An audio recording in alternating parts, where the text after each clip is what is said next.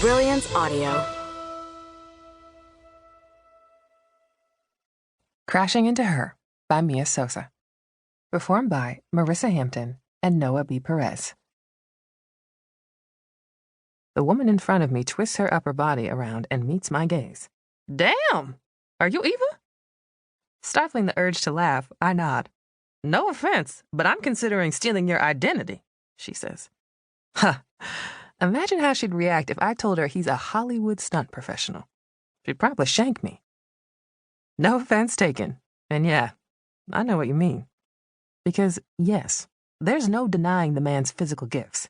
Broad shoulders, dark brown wavy hair that's a smidge too long for my liking, and full lips that probably predispose him to better than competent kisser status. He's a mishmash of muscles and scruff, but in a refined package. Like the construction worker in a music video who struts around with manicured hands, spotless jeans, and a single perfect streak of dirt across his cheek. All of this means Anthony takes up more than his fair share of physical space in my mind's eye.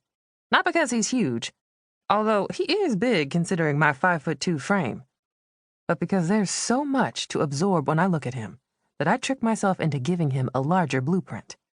Oddly, no single trait stands out from the rest.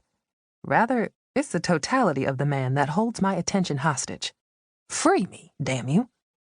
It's been this way since I met him a few days ago. In that moment, the idea of a hookup planted itself in my brain, an unfortunate and all too common occurrence when a sexually frustrated woman gives up on pricks but still wants dick. But then Tori warned me against pursuing him, explaining that he's emotionally unavailable, whatever that means, and I grudgingly backed away. In short, bitches before itches. Still, the thirst is strong with this one. Until he opens his mouth, that is. Since I can't ogle him forever, I step out of line and give him a weak wave, readjusting the strap of my bag across my body. He saunters over to meet me, a lopsided grin broadcasting that he's poised to say something annoying. Philadelphia decided it couldn't handle you either, huh? And this is the crux of the problem. He speaks. What I wouldn't give for a roll of duct tape. I'd use it on his mouth, and anywhere with a surplus of hair. His crotch, probably. So that's what happened. You decided you couldn't handle me.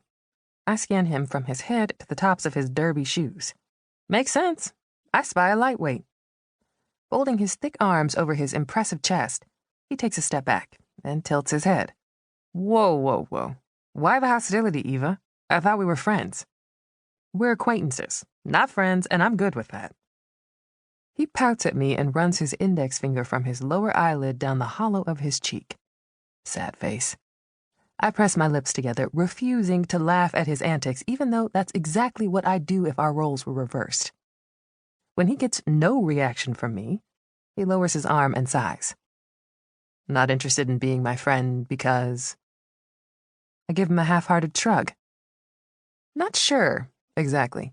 You just rub me the wrong way. He leans in and waggles his eyebrows. Teach me how to rub you the right way, then. The epiphany smacks me upside my head. Anthony's my male counterpart, as evidenced by the swagger, the self-confidence. In his case, it's overconfidence, and the mouth that must have the last word, no matter how inappropriate it may be. There's only room for one of me in my life, however, and if I were looking for someone to balance out my ridiculousness, this man would fail miserably. On one end of the spectrum is a shy, quiet type who'll cower in the center of my tornado. On the other end of the spectrum is someone like Anthony, who'll grab the funnel with his bare hands and swing it around in the hopes of wreaking even more havoc. Neither one will do. Well, given my abysmal track record when it comes to men, no one will do. But that doesn't mean I can't extract a little fun from the situation. So I drop my bag, round the front of his rental car, and hop onto the hood, resting my feet on the bumper and spread my legs wide. Waving him over, I say, "You want to learn how to rub me the right way? Go ahead. Break me off a little something right here and show me what we're working with." I raise my face toward the sky and close my eyes. A woman somewhere in the vicinity cackles.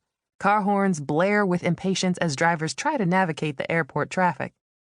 Anthony however, doesn't say a word. I drop my head and open one eye to sneak a peek at his reaction. But he's not in my line of sight. Someone else is, though, and the scowl on his face suggests he isn't friendly at all.